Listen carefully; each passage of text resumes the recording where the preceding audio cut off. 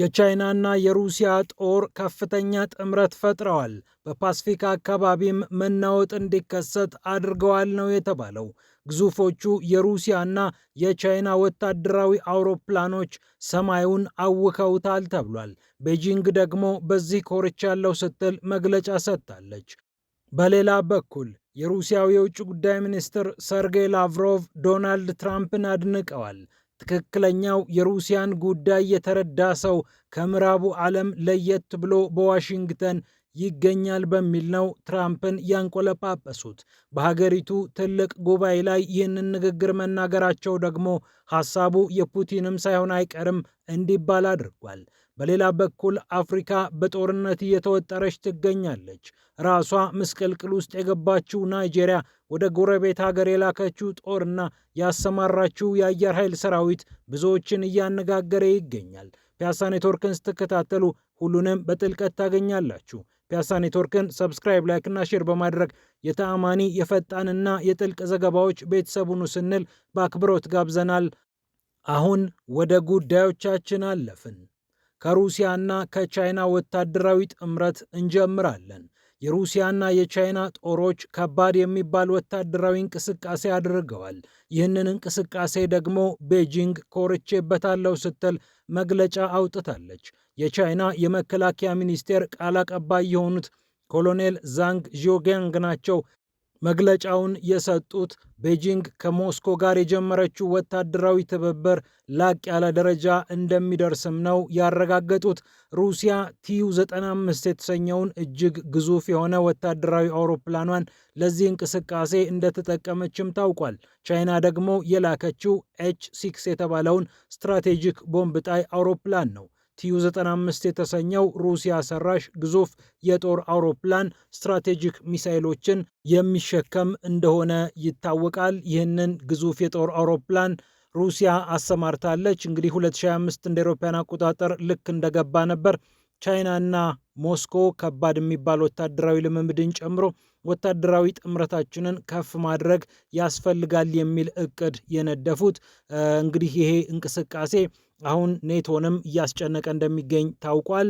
በጃፓን ባህር እንዲሁም በምስራቅ ቻይና ባህር አካባቢ በጣም ከባድ የሚባል እንቅስቃሴ አድርገው ነበረ ቲዩ-95 እና ኤች-6። ስለዚህ ጥምረታቸው ብዙዎችን አስፈርቷል። ሩሲያ እና ቻይና ደግሞ ይህንን ጥምረት እንቀጥልበታለን የሚል ነገር እያነሱ ይገኛሉ። ቻይና እንደሚታወቀው ከጃፓንም ስጋት መጥቶባታል። አዲሷ የጃፓን ጠቅላይ ሚኒስትር የሆኑት ሳኔ ቻካቺ በዚህ ጉዳይ ላይ የተለያዩ አስተያየቶችን እየሰጡ ይገኛሉ። ታይዋን ከተነካች እኛም ተነካን ማለት ነው፣ የህልውና ጉዳይ ነው፣ ስለዚህ በቻይና ላይ ልንዘምት እንችላለን ብለው ማስጠንቀቃቸው የሚታወስ ነው። ይሄ ድርጊት ደግሞ ቻይናን አስቆጥቷት ከባድ የሚባል ወታደራዊ ፍጥጫ ውስጥ እንድትገባ አድርጓታል። የጦር ጀቶቿም ከጃፓን የጦር ጀቶች ጋር እንደተፋጠጡ የሚታወስ ነው። ከሰሞኑ ይህንን ጉዳይ ስናቀርብ እንደነበር የምታስታውሱት ነው። አሁን ደግሞ ቻይና ፊቷን ወደ ሩሲያ በማዞር ከሩሲያ ጋር ወታደራዊ ጥምረትን በፓስፊክ ቀጠናም ጭምር አድርጋለች። እንግዲህ ሩሲያና ቻይና በተለያየ መንገድ እየተባበሩ ይገኛሉ። አሁን ደግሞ በፓስፊክም ጥምረታችንን አጠናክረን እንቀጥላለን እያሉ ይገኛሉ። ወደ ሌላኛው ጉዳይ ስናልፍ ደግሞ ሰርጌይ ላቭሮቭን እናገኛለን። የሩሲያው የውጭ ጉዳይ ሚኒስትር ሰርጌይ ላቭሮቭ ላለፉት በርካታ ዓመታት ሀገራቸውን በዲፕሎማሲ ዘርፍ ያገለገሉ ጉምቱ ዲፕሎማት ናቸው። እኒህ ስመጥር ዲፕሎማት ታዲያ ለሩሲያ የፌዴሬሽን ጉባኤ ላይ ነው ንግግር ያቀረቡት።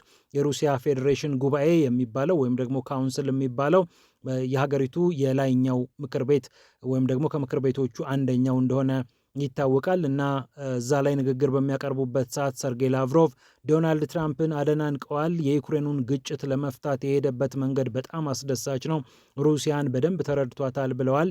አንጋፋው የውጭ ጉዳይ ሚኒስትር እንደሚናገሩት ከምዕራቡ ዓለም መሪዎች እጅግ ልዩ በሆነ ሁኔታ ትራምፕ ሩሲያን በደንብ ተረድቷታል። ችግሩ ለምን እንደተፈጠረ ወይም ደግሞ ጦርነቱ ለምን እንደተፈጠረም ጭምር ገብቶታል። ስለዚህም ጥርት ያለ አንደርስታንዲንግ ወይም ደግሞ ጥርት ያለ እይታ ስላለው እናመሰግነዋለን። በባይደን ዘመን የተበላሸውን ነገር ሁሉ እያስተካከለ ይገኛል። አውሮፓ ግን በዚህ መስመር እየገባ አይደለም። አውሮፓ አሁንም በጥፋት መስመር ላይ ነው የሚገኘው።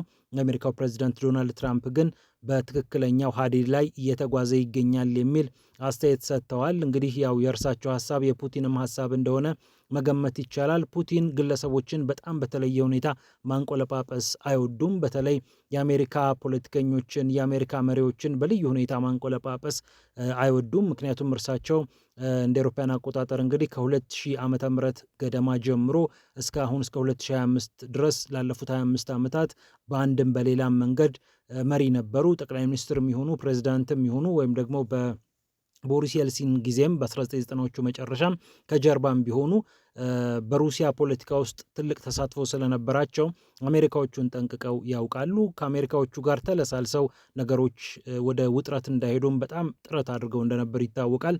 እንደውም በዘመነ ጆርጅ ቡሽ ጊዜ ዋይት ሀውስ የሚጋበዙ አብረው የተለያዩ ጨዋታዎችን ሁሉ የሚጫወቱ እንደነበሩ እናስታውሳለን። በኋላ ግን የአሜሪካ ፖለቲከኛ የማይታመን እንደሆነ ስለገባቸው ግለሰቦችን ከማንቆለጳጰስ ተቆጥቧል። ይሄ እንግዲህ እንደ አንድ ምክንያት ተደርጎ መቀመጥ ይችላል። ላቭሮቭ ግን ያው በአንጻራዊነት ያው ዲፕሎማሲያዊ ስራም ስለሚሰሩ ዶናልድ ትራምፕን አሞካሽተዋል። በእርግጥ ትራምፕን በመጠኑም ቢሆን ለማወደስ ፑቲንም አልተቸገሩም። ግን ትክክለኛው ነጥብ ላይ ይገኛል ትራምፕ ብሎ በዚህ ደረጃ ማረጋገጫ መስጠት ግን ከሩሲያ ምድር ብዙም መጥቶ የማያውቅ ነገር እንደሆነ ይታወቃል። የአሜሪካን ጥረት እናደንቃለን፣ የዶናልድ ትራምፕን ጥረት እናደንቃለን የሚለው ነገር በተደጋጋሚ ሲነሳ ነበረ። እንግዲህ ናዚዎች የጀመሩትን ጦርነት ለማስቆም አሜሪካ እየሰራች ትገኛለች ብላ እንግዲህ ሩሲያ በይፋ ተናግራለች። ሌላኛው የምንመለከተው ጉዳይ እንግዲህ ወደ አፍሪካ ይወስደናል። ራሷ ምስቅልቅል ውስጥ ነች። ነገር ግን ጦሯን ወደ ጎረቤት ሀገር ልትልክ ነው። ሀገረ ናይጄሪያ እንደሚታወቀው በርካታ ተማሪዎች፣ ሴቶች ታገቱባት የሚል ዜናዎችን በተከታታይ ስንሰማ ነበረ። እንደውም የአሜሪካው ፕሬዚዳንት ዶናልድ ትራምፕ ክርስቲያኖችን እያስጨፈጨፍሽ ነው፣ ካለበለዚያ እኛ ጦራችንን አዝምተን ስርዓት እናስይዝልሻለን የሚል ማስጠንቀቂያና ማስፈራሪያን ጭምር እንደሰጡ እናስታውሳለን። ይህ ብቻ አይደለም፣ ያው ዲፕሎማሲያዊ ግንኙነትን ወይም ደግሞ ኢኮኖሚያዊ ግንኙነትን እስከ ማቋረጥ ልንደርስ እንችላለን የሚል ነገር ተናግረው ነበረ። ናይጄሪያ አሁን ምንም እንኳን በሀገር ቤት ችግር ቢኖርብኝም ለጎረቤት ግን አላንስም ብላ ወደ ቤኒን ሰራዊት ልትልክ መሆኑ ተረጋግጧል። በእርግጥ ይሄ ነገር ሲወራ ከነበረ ሰንበትበት ብሏል። በተግባርም የታዩ ወታደራዊ እንቅስቃሴዎች እንደነበሩ የሚታወስ ነው። እንደሚታወቀው ሰኞ ዕለት በቤኒን ወታደራዊ መፈንቅለ መንግስት ለማድረግ ወታደሮች ተንቀሳቅሰው ነበረ።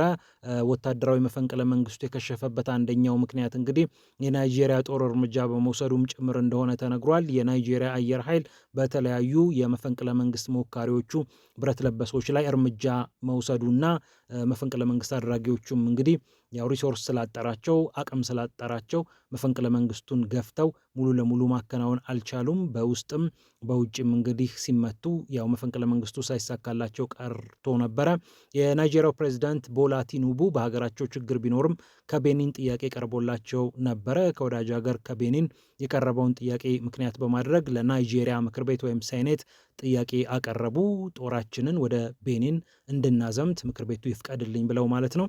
ምክር ቤቱም በአብላጫ ድምፅ አጽድቆላቸዋል። ቦላ ቲኑቡም ሌሎች የመንግስት ከፍተኛ ባለስልጣናትም እርምጃውን አድንቀዋል። እንግዲህ ናይጄሪያና ቤኒን ወደ 773 ኪሎ ሜትር ያህል የሚረዘም ድንበር ይጋራሉ። የአንዱ ችግር ወደ አንዱ መምጣቱ አይቀርም። በቤኒን ወታደራዊ እንቅስቃሴ የተደረገ መፈንቅለ መንግስት ከተደረገና ግጭት ከተነሳ ችግሩ ወደኛ ሊመጣ ይችላል በሚል ስሌትም ነው ናይጄሪያ ይህንን እያደረገች የምትገኘው።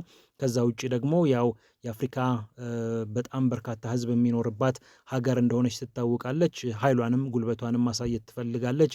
ለጎረቤት ሀገራት ኢኳስን በመሰል አደረጃጀት ጭምር የተለያዩ አስተዋጽኦችን ታበረክታለች ናይጄሪያ። እናም ለቤኒን እንግዲህ ጦር ልኬ እንቅስቃሴ አድርግና ቤኒንን ሰላም አድርጋታለሁ እያለች ትገኛለች። እንደሚታወቀው በፕሬዚዳንት ፓትሪስ ታሎን ላይ መፈንቅለ መንግስት ሊካሄድባት የነበረችው ቤኒን አሁን በአንጻራዊነት እንግዲህ መንግስቷ እየጸናላት ይገኛል። በጣም ከባድ የሚባል ወታደራዊ እንቅስቃሴ እንደተደረገ የሚታወስ ነው። ኤኳስን ጨምሮ የተለያዩ የአፍሪካ አደረጃጀቶች፣ ማህበሮች፣ ተቋማት ጉዳዩን ሲያወግዙ ነበረ። የቤኒን ሪፐብሊካን ጋርድ ወይም የሪፐብሊክ ዘብ መፈንቅለ መንግስቱን ለማክሸፍ ከፍተኛ እንቅስቃሴ አድርጎ ነበረ እና የአንበሳውን ድርሻ ከተወጡ ሀገራት መካከል ናይጄሪያ ትገኛለች። ናይጄሪያ ይህንን እርምጃ ባትወስድ ኖሮ ምናልባት መፈንቅለ መንግስቱ ሊከናወን ይችላል። ምክንያቱም አንዳንድ ጥቃቶች የተወሰኑ ብረት ለበሶችን ወይም የተወሰኑ ወታደራዊ እንቅስቃሴዎችን ከማክሸፍም ከፍ ይላሉ። ትዕምርታዊ ወይም ሲምቦሊክ ጥቅም አላቸው። ማን ከጀርባችን አለ፣ ማን ከጀርባቸው አለ የሚል የኃይል አሰላለፍ ትንተና ሲሰራ ናይጄሪያን የምታክል ግዙፍ ሀገር ከማዕከላዊ መንግስቱ ጋር ካለች እኛ ደግሞ እንደ ወታደር ይህንን ያህል እንገፋበታለን፣ መንግስት ብናጸናስ ሌላ ችግር አይመጣብንም ወይ የሚል ግምት እንዲመጣ ያደርጋል። ስለዚህ መፈንቅለ መንግስት ሁልጊዜም የኃይል አሰላለፍን ይፈልጋል፣ ማን ከማን ጋር ተሰለፈ የሚለውን ማለት ነው እና የቤኒኑ መፈንቅለ መንግስትም አንድም የከሸፈው በናይጄሪያ ምክንያት ነው። አሁን ደግሞ ጦር የበለጠ አስፍራ ናይጄሪያ ቤኒንን ልትጠብቅ ቃል ገብታለች። ኮሎኔል ፓስካል ቲግሪ ይባላል እንግዲህ ዋናውን ስራ ሰርቷል፣ አቀነባብሯል የተባለው በአሁኑ ሰዓትም ይፈልጋል የተባለው። በነገራችን ላይ የሀገሪቱን ጦር አዛዥ ጨምሮ የተለያዩ ሰዎችን ለመግደልና ለመያዝ እንቅስቃሴ አድርገው ነበር መፈንቅለ መንግስት ሞካሪዎቹ። ነገር ግን ሳይሳካላቸው ቀርቷል። ያም ሆነ ይህ ናይጄሪያ ወደ ቤኒን ጦሯን ለማዝመት የምክር ቤቷን ፍቃድ አግኝታለች። ስለዚህ የናይጄሪያ ጦር ወደ ቤኒን ይገባል፣ ቤኒንን ይጠብቃል ተብሎ ይጠበቃል። የናይጄሪያ አየር ኃይልም እንቅስቃሴውን ማድረጉ አይቀርም። ፒያሳ ኔትወርክን ስትከታተሉ ስለቆያችሁ ክብረት ይስጥልን ብለናል። ፒያሳ ኔትወርክን ሰብስክራይብ፣ ላይክና ሼር በማድረግ የተአማኒ የፈጣንና የጥልቅ ዘገባዎች ቤተሰብ ሁኑ ስንል በአክብሮት ጋብዘናል። ሰላም ለዓለማችን።